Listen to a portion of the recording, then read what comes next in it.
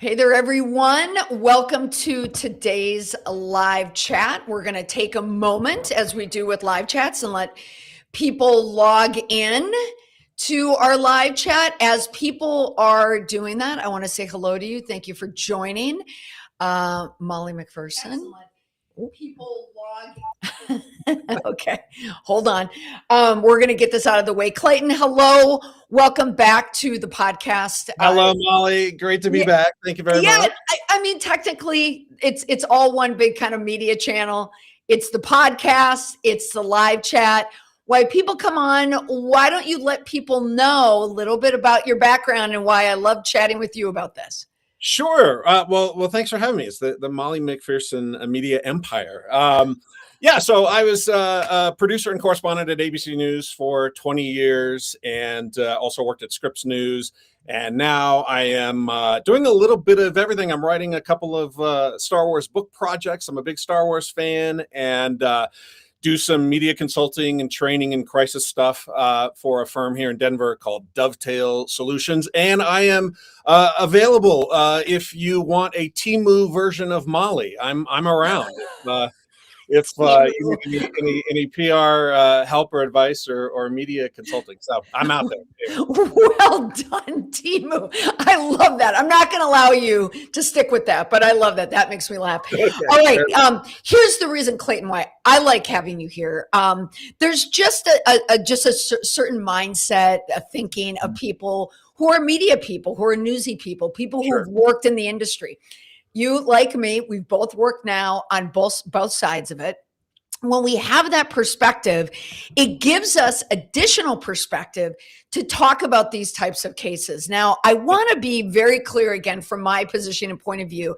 Every single time I post something, particularly about a case like this that has a lot of heartbreak and just a lot of anguish in it and a lot of emotion around, sometimes it's hard to come in clinically. But as you know, in your work, you need to, when you come in as a reporter or a producer, a journalist, you have to look at things analytically. So that's the approach that I want to take with this.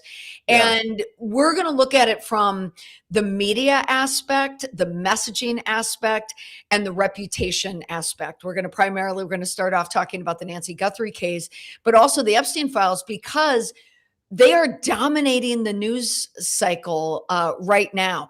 So Clayton, you're on the West Coast, you're in the Denver media market. Where do you see this Nancy Guthrie story sitting right now? And first I'd like to kind of echo that. We realize that there is a family at the center of this who are going through the worst thing you could possibly imagine. I would never wish this on my worst enemies, not only going through it, but also going through it in this extraordinarily public way. So I want to get that out of the way. But yeah, I think from a clinical PR perspective, I think this was a pivotal week in this story, both on the messaging that was coming from law enforcement, and also on the media side, and we can talk more about that too. But yeah. Let's go back just for a week, so how you and I first connected on this is we were talking, we were chatting about the press conference, which I could have talked about for hours, but the press conference from Pima County. Mm-hmm. I don't know if you'd really call it a joint press conference. The FBI was there. The special agent in charge was there, but it was really a Pima County press conference. It was. You and I did a breakdown on that. Anyone interested in that conversation, you could find it on Substack. You could also find it on YouTube. We have the live chat there. But you and I both agree that from a logistic point of view, it was an organized press conference, but from an information dissemination and putting that information out there, and even the thinking of it, pretty disorganized. Agree? Yeah, pretty disorganized. And I think that may be one of the reasons why we haven't seen a press conference since then. And that has now, in some cases, become the story. There have been news outlets writing stories about how there haven't been any press conferences, which you never really want. I think, and we talked about this last week, about whether maybe there were discussions behind the scenes about who should take over the primary messaging in this story. And I kind of think you saw that on Tuesday. First of all, if we back up a day to Monday, I think we were primed to see something change, because you saw the sheriff's office started tweeting the FBI. Instead of putting out their own information, they were starting to retweet Kash Patel, especially when that video came out. But, Monday, you were coming off of Monday afternoon. The sheriff's office says we have no suspects. We have no persons of interest. You were coming off this weekend where the sheriff was seen at a basketball game. So let's stop right there before we get ahead, because you're right. Yeah. So much has happened in the last week. Let's just do a reset right now where we are quickly with the case. Yep. 13th day, almost 2 weeks into it. There has been an arrest and charge in the person sending a fake ransom note, Derek Kallela, which why somebody would do that and why they didn't think that they wouldn't be caught for that. Yeah. Also, the FBI has provided new details with the suspect. And when you read this, there's a lot of armchair detectives out there and internet people who could have said the same. We could have written this press release. It's a male, 5'9" to 5'10", average build, wearing black, with a 25-liter Ozark Trail hiker pack backpack. Now, that's officially from a release from the FBI. Yeah. Yet, everyone on the internet already knew it. Congratulations, you've just narrowed the suspect down to like 5 million people. Exactly. And there's not much there. Also, a point that you and I did talk about from the press conference. Originally, there was a $50,000 reward. Right. Now it's up to $100,000. And the FBI has said they fielded more than 13,000 tips. And here's where we have somewhat of the fork in the road between the two. And this is what I want to talk to you about. We have Pima County appearing to, run the investigation right there. They bring in the special agent in that press conference last week, and almost that they were a guest at the press conference. Right. Then we have a couple days, and then you brought it up. I did a post about this where we saw Sheriff Nanos. He showed up at a U of A basketball game. It was first released by Fox News Digital. Yeah. And I immediately had to jump in on it because that's in the reputation game. That is horrible, horrible optics. Now, certainly there are comments on there that said he has every right, to be at a game. But Clayton, when you saw that, what did you think? Yeah, I definitely thought it was bad optics, especially given the lack of progress in the case and the lack of information and the disorganized way that press conference went down. The sheriff, unfortunately had to address this with I think it was the Tucson Sentinel on Monday. There was an article that came out. So now he's taking time to talk to the Tucson Sentinel to defend his actions in a lot of ways. He talked about how nobody can work 24/7. I was kind of. Well, I'll tell you, Clayton, I will tell you the quote. The quote, responding to criticism, Nanos told the Green Valley News that no one can work around the clock. Quote, even though I want to, I can't. And to sit back and say, well, it's a bad image. I guess I'm going to have to live with that image because I got to a point where I needed to decompress a little bit and back away from my team a little bit. So I'm not on them all the time. Clayton, what do you think of that quote? Yeah, it's very defensive, and not only is he getting it from the public, he's also getting it from within his own department. There was an article about this Sergeant Aaron Cross, I think is his name. He's the head of the sheriff's deputy union, and he went off on the sheriff. So the sheriff is getting it from all sides. Cross talked about the mistakes in releasing Nancy Guthrie's home too early. He blamed him for everything from reassigning pilots, which supposedly delayed the air search. And he did go after him about the basketball game too. So a lot of distractions that the sheriff is having to deal with. And I think that just primed the situation for Tuesday for really, you saw a big shift in the FBI really taking over kind of the messaging. I felt a shift in where that primary information was going to start coming from, and a lot of Kash Patel sort of taking credit for a lot of that and talking about the resources. And so, yeah, sheriff's getting it from all sides. Yeah, and really, it's self-inflicted. Wouldn't you agree? And I agree. You and I, we almost predicted that this was going to happen. When you, from an optic perspective, and you call a presser, and you do not look confident in your delivery and containment of the information, it creates these fissures in the reputation where people are looking at a weakness there. As you know, you've sat in a lot of press conferences from the journo side.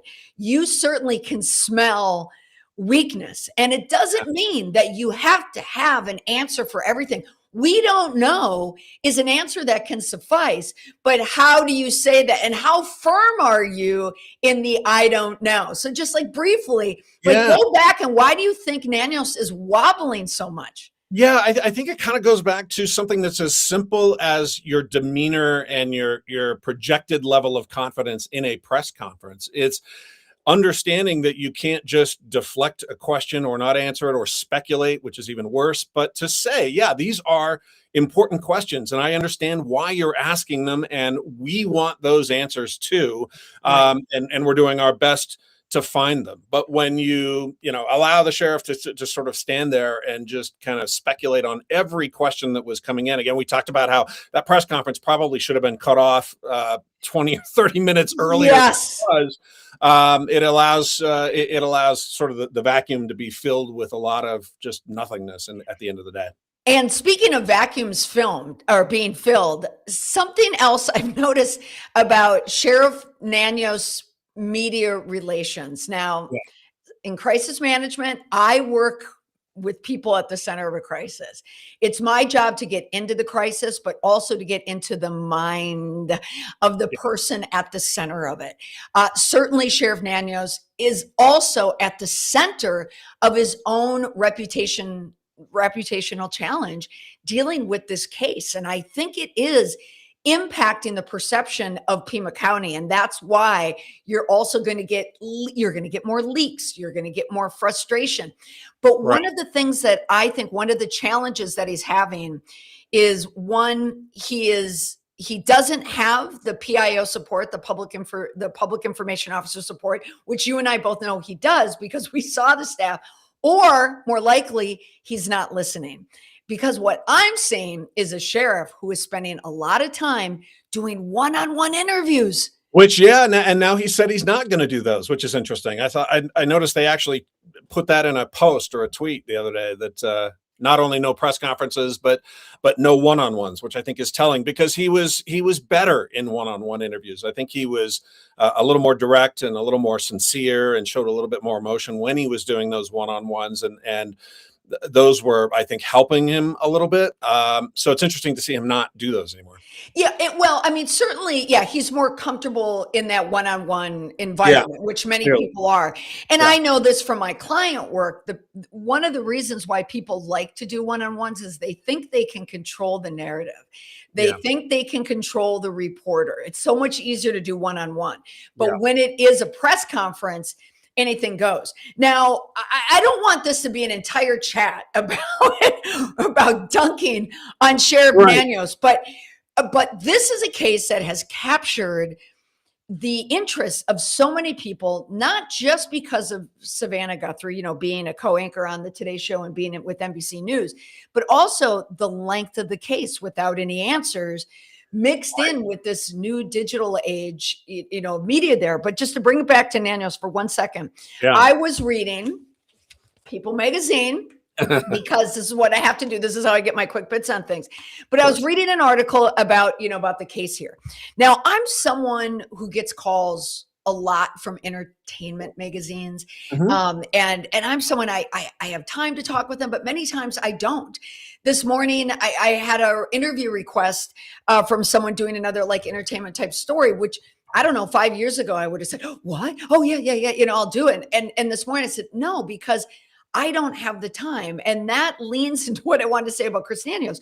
So in this article with People magazine, now for context, our dear Catherine O'Hara is on the cover. We love that. But this is entertainment media. Now, Savannah Guthrie certainly falls under entertainment media, and big, this crime cases fall under entertainment and culture and pop culture as well. But what was so interesting about this article to me, so they were doing a general overview, but then it said, they quoted him from the February 2nd press conference. And then in the article, by Jillian Telling. It's very telling because it says later when he spoke to people, he noted that, quote, biological material found at the scene was being DNA tested. That alone says so much that Sheriff Nanos is speaking to People Magazine. He should not be speaking to People Magazine. It's not because People Magazine is beneath them, but that isn't effective. If you are Savannah Guthrie, Clayton, what are you feeling? Yeah, it's interesting because in that press conference, the last one too, we saw outlets like Entertainment Tonight is there. Lot of sustained reporting by places like the Daily Mail and outlets like that. Yeah, I think it also. I would not be thrilled that information like that was coming out in one-on-ones. Either don't say it at all, or make sure that it is disseminated in a way that feels equal and fair and as transparent as possible. Yes, and the bigger issue I think is, why are you not looking for my mother and Yeah, instead of talking to People Magazine? right. So what is telling to me about this is that Sheriff Nanos is overwhelmed. I agree. And instead of calling it like it is, and instead of, because nobody expects Pima County to be operation ready for an international story. Right now, this is an international story.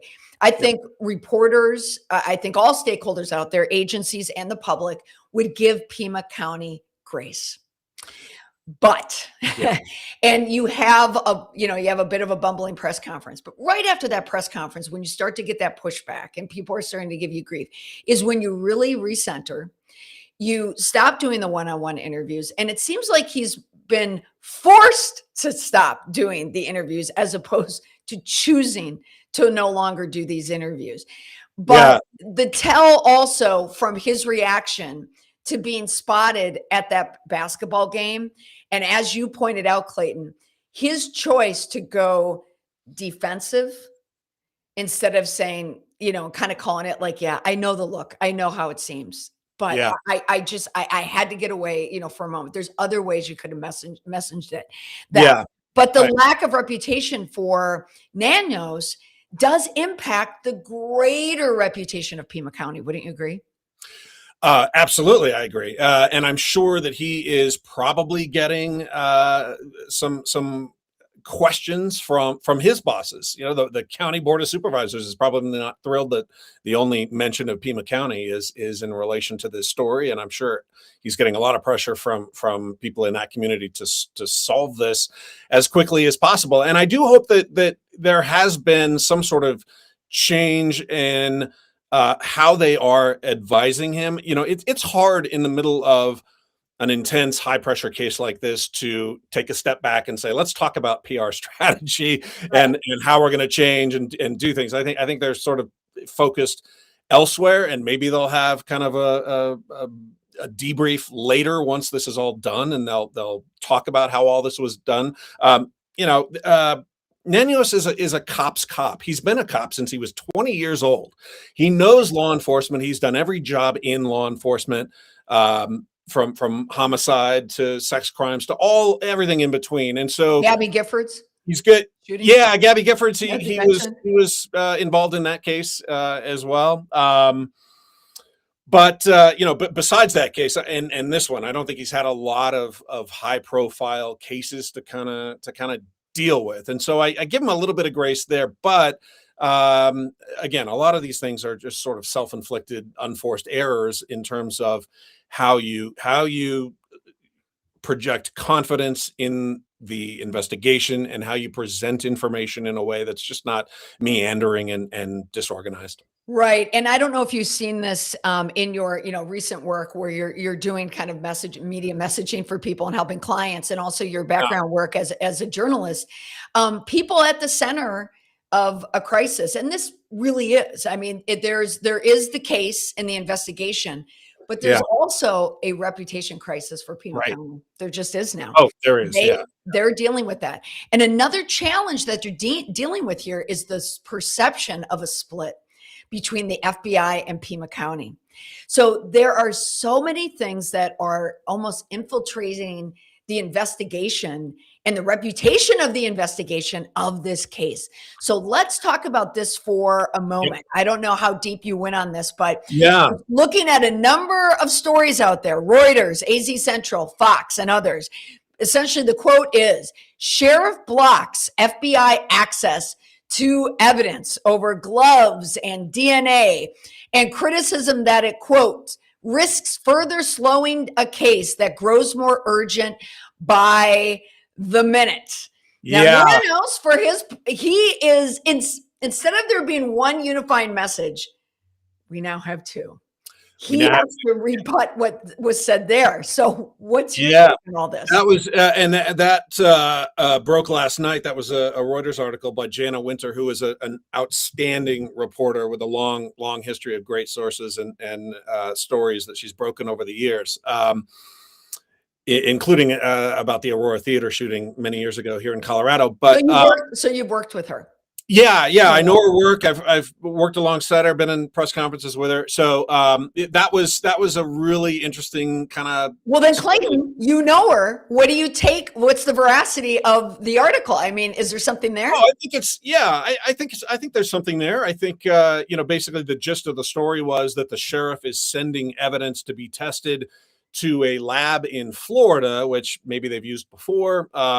Rather than handing it over to the FBI and letting them fly it to the lab in Quantico, where the FBI probably rightly argues that they have better expertise, better technology, more experience really examining evidence in tough cases like this. And so, yeah, that was definitely, that feels like, I have no idea, but that feels like somebody from the FBI or the federal government sort of wanting to air this out a little bit, and maybe went to Janet to have her report this story out a little bit. But it comes off of a week where we did see the FBI taking the lead on all the messaging, putting the videos out. You didn't see the sheriff talking about it, but you did see Kash Patel go on Sean Hannity and talk about it for an extended period of time. So yeah, I think two things have happened. I think there is a split, and you always have a little bit of tension between feds and locals. They all talk nice and they talk about cooperation, but there is a little bit of turf battle that goes on between law enforcement. It just happens, and so I think now you're seeing this kind of break out into the light a little bit. And again, at the end of the day, if I'm the Guthrie family watching this, doesn't give me confidence to see that the two law enforcement agencies who are, supposed to be finding my mother or find out what happened to her, we now have spat. Two different takes from it. And 5 years ago, I don't think this would be a question that we would ask, but it could be. Some people look at the Justice Department or they look at the FBI as a government agency. And some people look at it as Kash Patel's agency.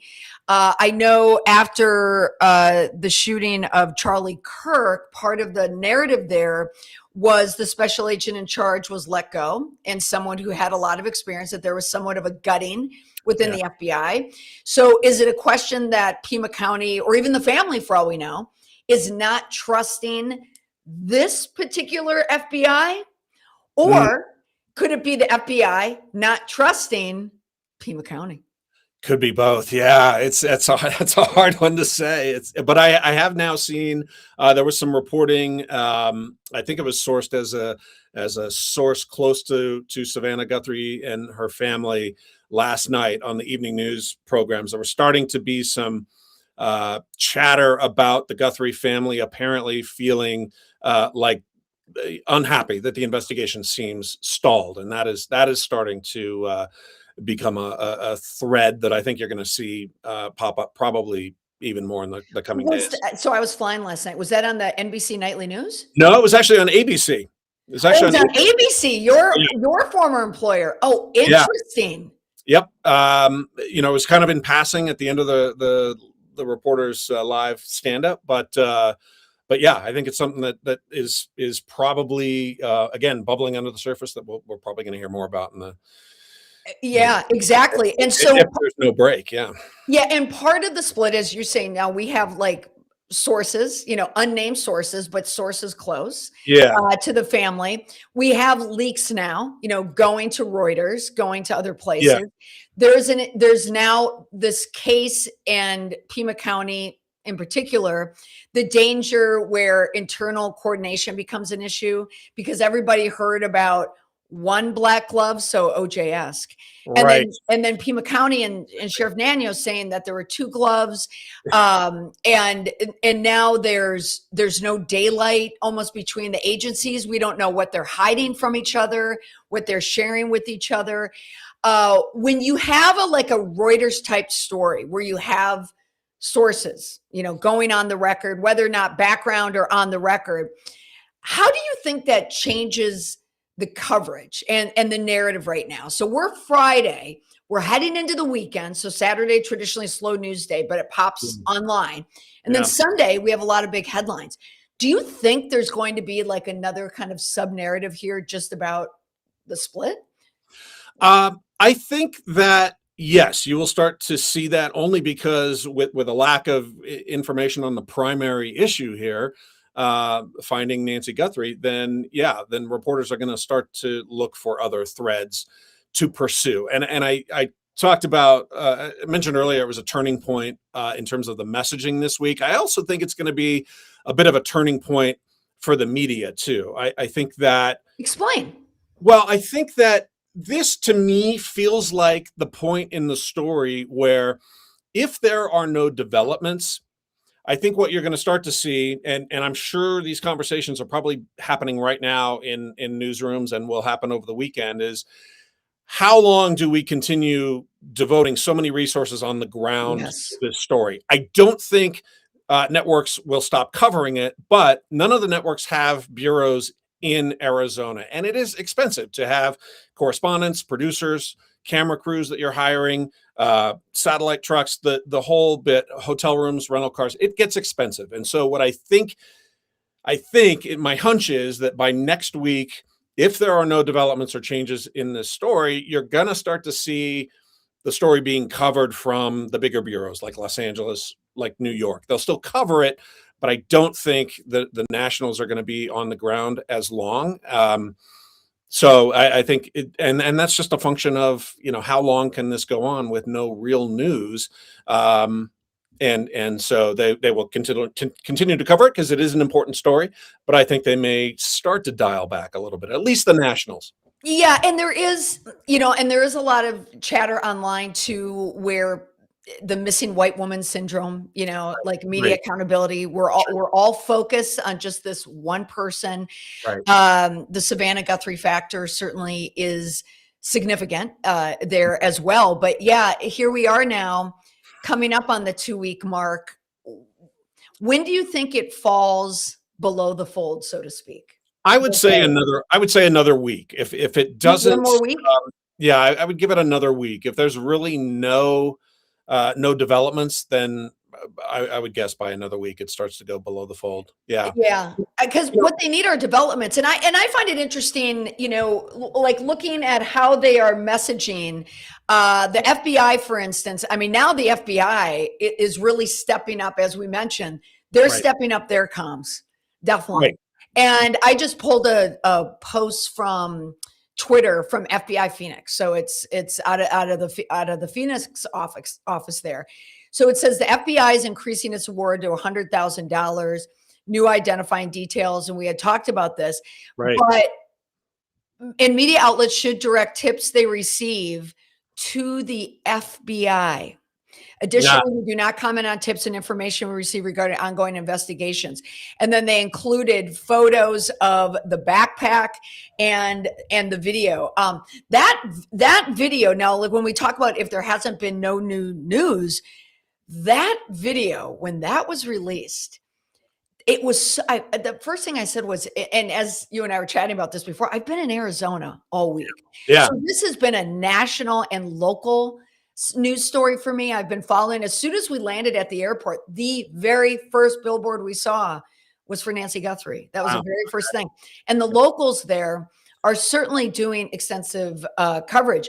But it really, I think, peaked with that video footage, which was absolutely eerie. But Clayton, don't you think it's like, I don't know. I went to bed that night thinking this person will be caught the next day. Yeah. Oh, for sure. Yeah. And then with the information about the person of interest, or not the subject, we can talk about that. That was amazing. Yes. But yes, I thought when that video came out, it reminded me of an old case I covered here that went on for months, where there was a person with a mask and a terrible crime.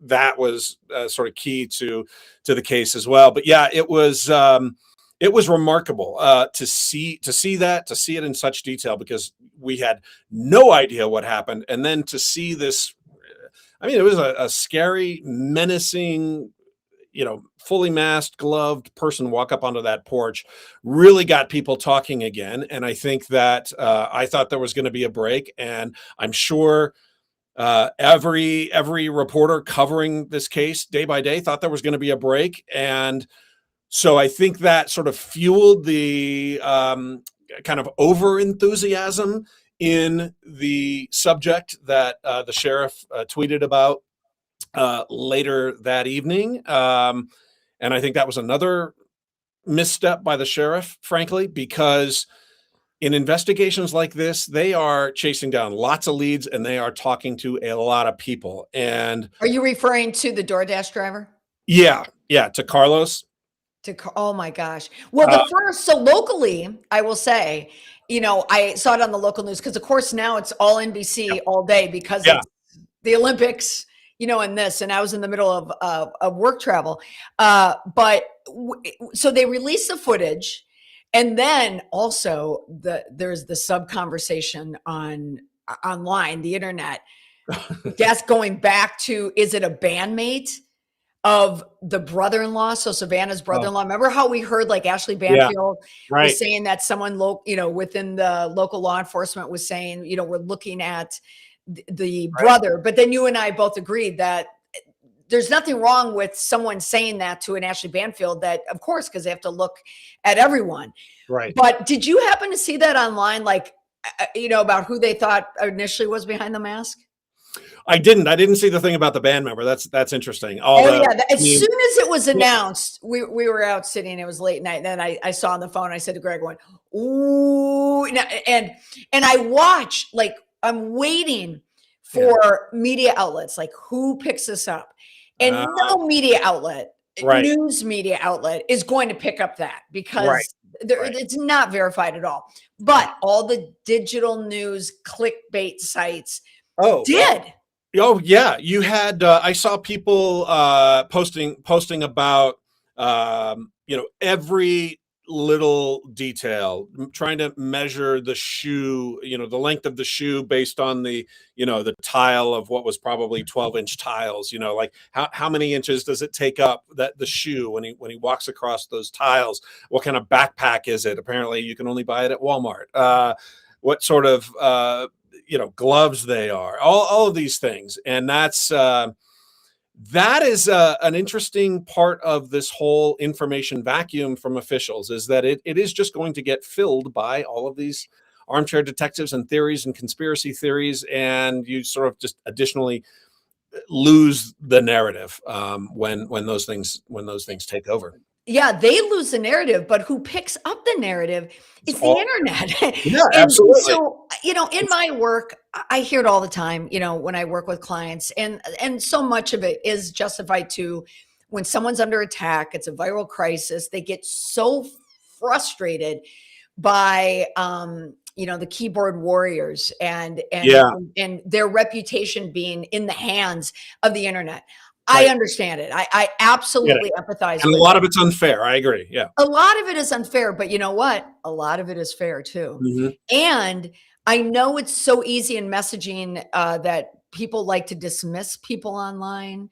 Don't they have better things to do? But hey, this is a very interesting case, I think, because a lot of the information online is very warranted. I was looking at replies. It was a thread from Erin Burnett. So she's on CNN, and her producer posts on there, is under her name. hey, what questions do you want us to ask? Oh, interesting. Yeah. On our feature tonight. And so I thought, okay, this is interesting. This is, Aaron asking the internet, and this happened to be on Threads, the questions. So they all fell in three different pockets. One pocket was certainly, why are you even covering this case so long when there's so many other cases to cover? The Epstein case would definitely be one of them. And other people were were more critical, of the investigation. But so many of the questions people were asking were so good.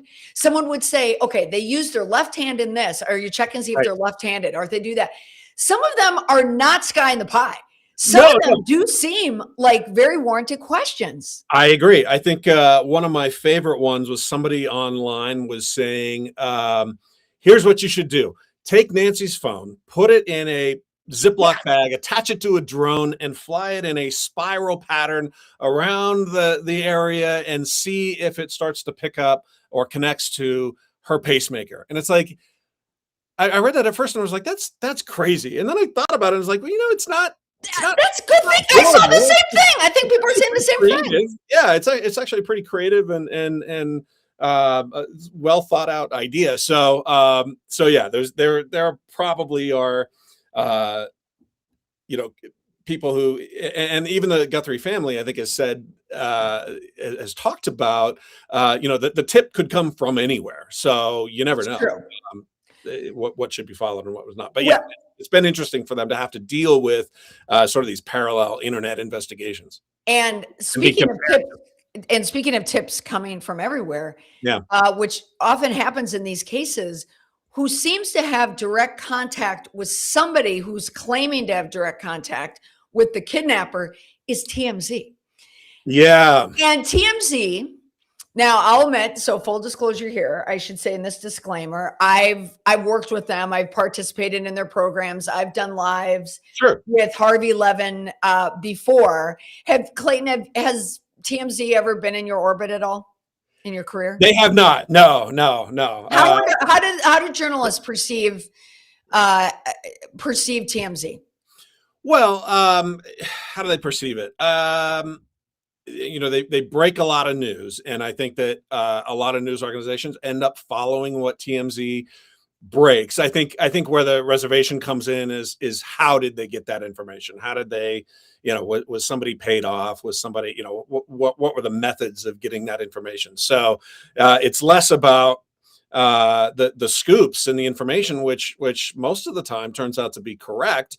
It's more the methods. So I think that's where sort of traditional news media has a bit of a pause when it comes to the ethics of it. Yeah, they question the ethics, which is understandable. Right. But when it comes to breaking news stories, and when it comes to the public, and when they want news, they're not looking so much as the ethics. Information is information. And I know, having worked with TMZ in the past on stories, they wanted me to do an interview on a story, for instance.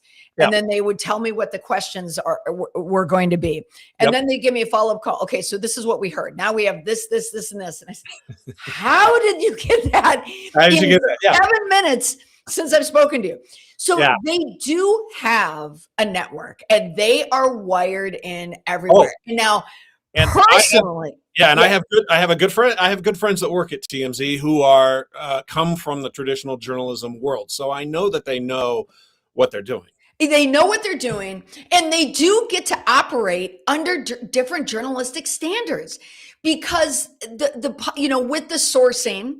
I mean, before you put any story on the air, if you're doing it or you're working with a correspondent as producer, how many sources do you feel that you need to get before something goes on the air? What is there an SOP at ABC for that?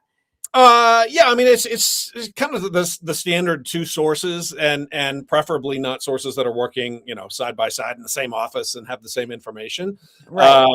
There were instances where you could use unnamed sources, but there was a procedure. You had to talk to the standards and practices folks. You had to talk to an ABC lawyer, and so there was discussion, and you had to, if they asked, you had to provide who your source was, and so there was a procedure for sort of making sure that you were solid journalistically and legally. Yeah, and now with these cases as they happen with every new case out there, and I think here's another reason for the people Yeah. who say, why are we focusing so much time on Nancy Guthrie? Like when there's so many other people. Why I also think it's a Right. story that has legs. It's because of the coverage aspect and the public's wanting the information, but also all these other stories providing it, all these other places providing it. If you look at Pima County, if you look at the FBI, a lot Mhm. of the info isn't coming from them. Yeah. A lot of the info is being dropped in the lab. And when a Harvey Levin gets online and shares, well, we're in direct contact, we can't verify, but this is what they're telling us.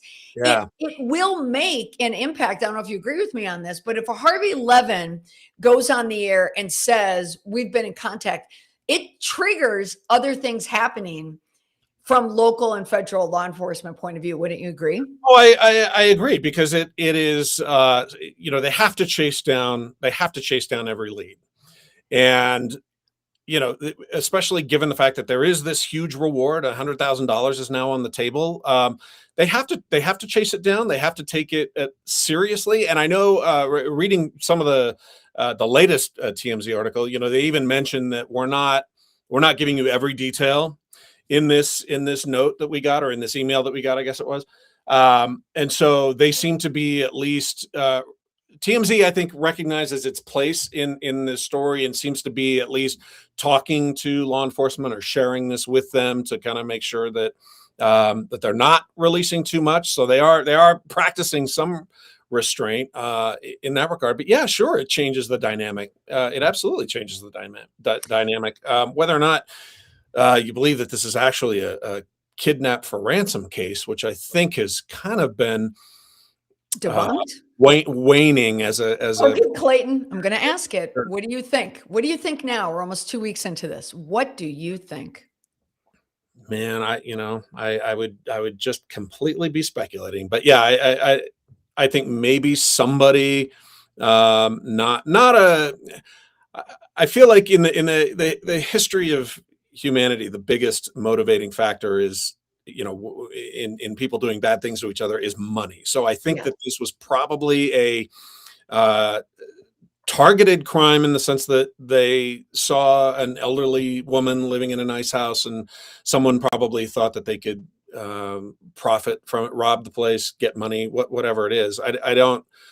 I still don't think it was a kidnapping for ransom case. It just doesn't feel that way. Again, the length of time that it took for any demands to come in, the fact that if you're going to kidnap someone for ransom, you don't injure them potentially, severely. It's just Right. not something you do. So yeah, I think it was a more or less random crime, in the sense that they could have picked any 84-year-old living in a nice house in that part of the town. Um, And you think it just happened to be that one? and it just happened to be that one. Yeah. I mean, again, I could be wrong. And I want to say that I've seen cases in the past where, in fairness to the investigators, there have been cases where it seems like nothing is happening, but there may be a lot happening behind the scenes. And hopefully that's the case in this case. Hopefully we are, hours away, or the next, big break away from solving this case that we just don't know about. But it just doesn't feel that way, does it? You took the words out of my mouth. I was going to say, but it doesn't feel that way. Yeah. Nothing about this.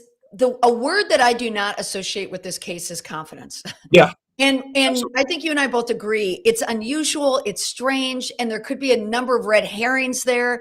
Like you said, it could be just a random crime that just happened to be the mother of someone who's on network Yeah. news, Yeah. or it could be close. But I'm also with you too, whether it's a crime. I mean, I'm no detective. Yeah. Me neither. I'm no true crime buff, even kind of, sort of. I'm not But it. like you, I'm always looking in my work. I'm looking for self-interest. Why Mhm. does someone do Yeah. something?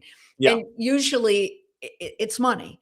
So who wants money, and why, and how do they get it? I will say I'm very surprised that someone has not been caught yet that's between 5'9", 5'10", wearing a Walmart backpack.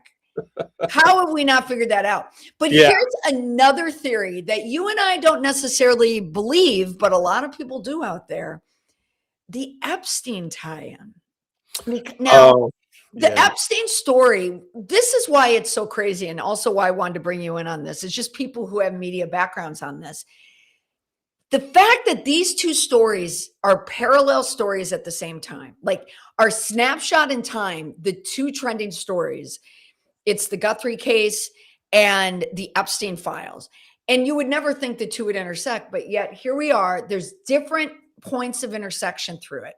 Some people pointing out that Savannah Guthrie was one of the first to interview the victims in Virginia Right. Griffith. Also, people questioning, because we know that the White House so often tends to, there are patterns to their crisis response. When things go bad, they force something good.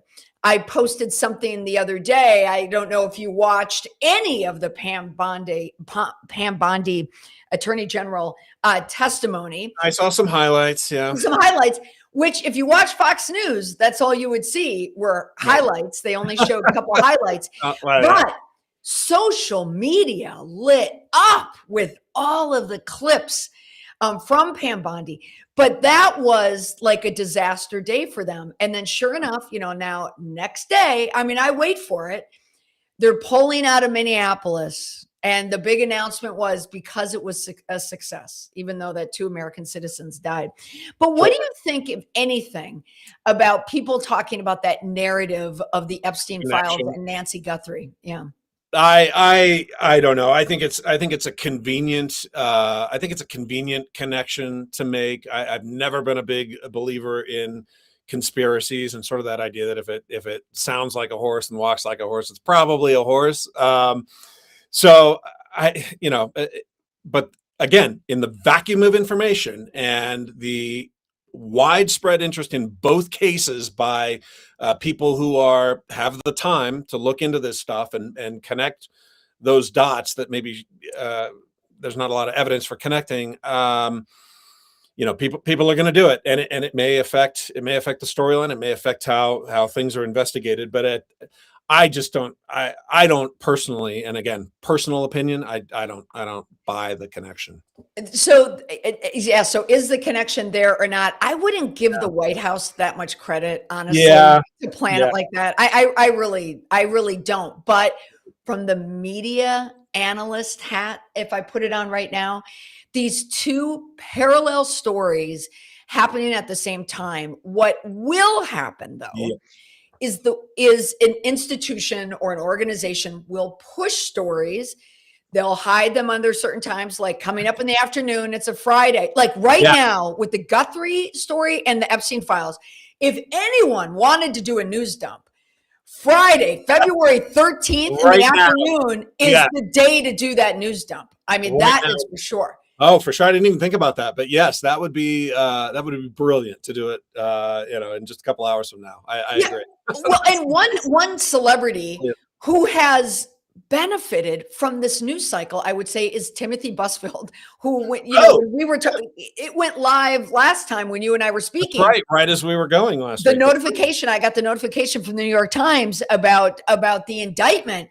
Normally that might be, he's not like a big A-list celebrity, but still anyone in Hollywood being indicted would be a huge story. He's an example of a celebrity truly falling through the cracks in terms of information wise.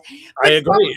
And I'm a good example of that, because other than that notification last week, I don't think I've read a story about Timothy Busfield. There hasn't been hardly any stories at all in the week since. So that's a great example. Yeah. But right now, these parallel stories, what I find interesting is the public, I believe, and I'm not going to judge the public for this, but the public has an appetite for both of these stories. Yeah. Yep. And the Nancy Guthrie story and the Epstein files story, where they do intersect, is from a content point of view. Right. Yeah. We have video, we have stills, we have imagery, we have PDFs, we have people who can actively participate. It's not just a day of reading a newspaper or reading the magazine, reading the newspaper magazine. People can download, people can upload to AI, people can take the photo of the guy and take the mask off, just as what we Right. saw in Minneapolis, where they take the mask off. Right. And but people have, especially with people with time on their hands, Yeah. they could do stuff with this information. That's why these stories, I believe, have more legs than traditionally. What do you think? Well, I think what happens is you have this like 3-tiered level of information coming out about both Nancy Guthrie, but also the Epstein files, where you have traditional news media that is being really cautious and for good reason. They don't want to be sued by the president. Just look at ABC or the Wall Street Journal or any number of organizations that the president has gone after. You have sort of this second tier of independent journalists that have been working the case that don't have to answer to shareholders, and they're doing a lot of good work. And then you have sort of the armchair folks who have no regard for any of the sort of journalistic standards and practices that are out there to keep journalists from getting sued for defamation and slander and all these They things. just have interest. And so, but the problem is, from the public's perspective, the public is not making that distinction like you and I are, and like professionals in the business. It's just the media, and the information is flowing in on their phones to TikTok and to Twitter and Instagram and all of these places. And so it creates it's really, really tough to get. And I think that the biggest bummer really for mainstream news organizations is that they're outpaced and outmatched when it comes to advancing different threads of the story. Well said. So right now I want to ask people if you want to join in with any of your questions or comments, and we'll start reading them and asking them. But before we do that, and while people start bringing their comments in here, let me ask you. So you worked at ABC. Yeah. And let's say you're an executive at NBC. What happens to Savannah Guthrie? Whether even Savannah Guthrie, what do you think happens next for Savannah Guthrie? Oh, I think you tell her that you give her as much time as she needs. Do you think she comes back to the Today Show? Yeah, I do. I think ultimately, I mean, it'll be maybe not, maybe 6 months, maybe a year from now. I think she will come back. But I don't know. That's a really tricky personal decision for her, because it is, as someone said, this is going to be the thing that is associated with her for the rest of her professional and personal life. And so will you be able to look past that? I think viewers, I think viewers would be able to. I think that, eventually, again, it's sort of this parasocial relationship that we build up with morning news anchors. We have our favorites, and we have, we root for them. We want them to, we feel for what they're going through. And so I think that, I don't think viewers would like reject her in any way. I think they would. No. Yeah. I agree. I don't think so. And I think it's more her. Yeah. I think it's more what she feels kind of comfortable doing. But I could foresee a scenario where she does come back, but I honestly don't know. I mean, we certainly don't know if she's going to come back or not. Thing. And but since we work in this business, we think about it and certainly talk about it. And this was a conversation that I was certainly having with my TV anchor journalist. We were talking about it. And there's two ways to look at it too. From the Savannah Guthrie point of view, I think it would be hard to come back every day. I think it would be very difficult to do. Mm-hmm.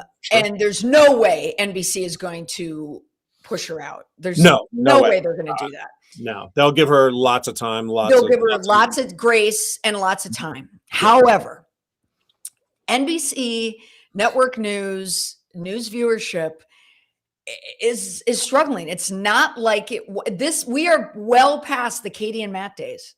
Yeah. We don't have those days anymore. A lot of young people don't even know who morning anchors are on television. They couldn't tell you even who nightly news anchors are anymore.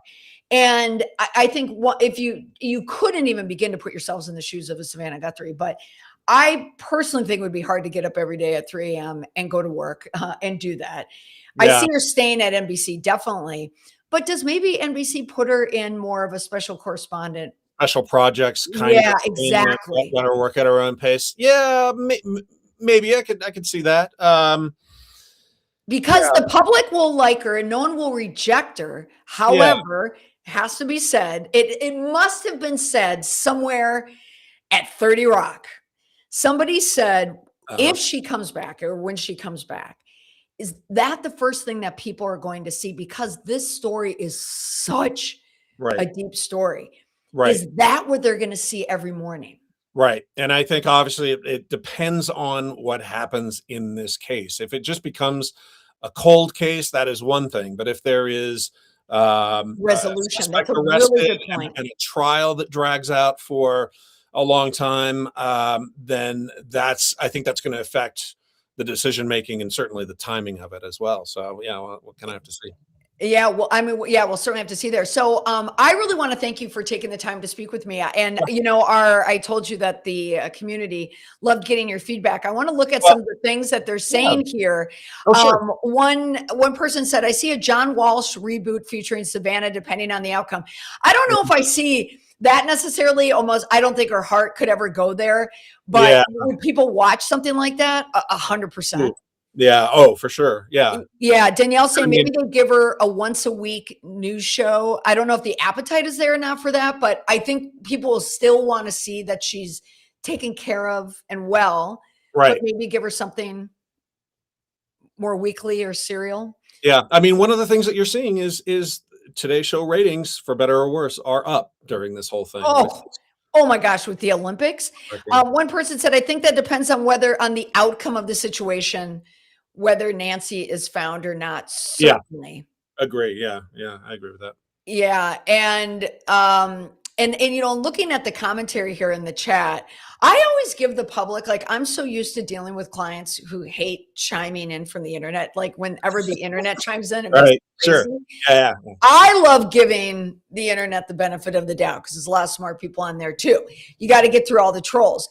But here's one comment. I want to hear from the media who were physically outside Nancy's house last weekend, who were asked to move for an hour or two, asked to move down the street, and a few of them saw FBI on the roof via drones.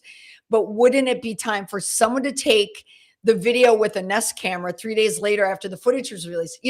Before we go, that's a really good point, Chelsea. Thank you. How this creeps into other areas of reputation, the Nest camera, how we couldn't get footage and all of a sudden we have footage. I don't know how many people with Nest cameras or Ring cameras. Oh, and then the parallel story at the Super Bowl, an ad comes out from Ring saying, turn on your Ring because we're going to find lost dogs. And then the ICE narrative of, well, do we open the door to people with masks on? And there's just so much going on, Clayton, in this story, the intersection of it all. There is. And I have a Ring, we have a Ring camera, and I don't subscribe to the service. It's just sort of there. And that whole issue of privacy, like, you think that video just goes away, and it opens up a whole new set of questions about where our video and where our stuff is being stored and for how long. I have to say I'm happy that they found this because it's the only big lead they've really had in this case. But yeah, it sort of opens this tangential angle about privacy concerns, and that's something that we're going to have to reckon with at some point as well. Yeah. Oh, absolutely. I think that's going to be another subplot in all of this. Well, Clayton, I want to thank you for joining me again, talking about the story. I think you and I have the same feeling, looking at it. It is heartbreaking, and it's the worst. Yeah. You cannot even begin to imagine what it would be like to be Savannah Guthrie or her brother or her sister and what they're dealing with. And just the thought of maybe never having any closure to this case ever. Yeah. I mean, I've covered a lot of cases where it's been years, and I can think of a couple that I've covered where there's still no resolution in missing persons cases. And not knowing is absolutely the worst. And Yeah, well, not a week ago, not knowing, but then after that Another video week. came out of the, Yeah. it's just so our heart certainly is with the Guthrie family, but Absolutely. also, but we pay attention and we notice patterns and we notice coverage. And this is a story. I think you and I both agree. I think it's starting to fade quicker. I think we're going to get another burst maybe on Sunday. I think we're going to get a lot of the sub-narrative stories about Nest, and I think we're going to hear about the split between the FBI and Pima County. Yeah. We're going to hear less from Nanos. Hopefully Nanos won't be going to any more U of A basketball games or anything like that. But I think sadly for the Guthrie family, if there isn't a conclusion, it's just going to slowly start to peter out, while the Epstein story, I think, is going to start filling in the space. Yeah, it will start to fade, and that is just the reality of the news cycle. So, which is why I'm hoping there's a break and they get some resolution as soon as possible. Certainly as well. All right, Clayton, thanks so much for joining me. Thanks, Molly. Appreciate it. Keep watching, and we'll speak with you again down the road. All right, take care. Everyone.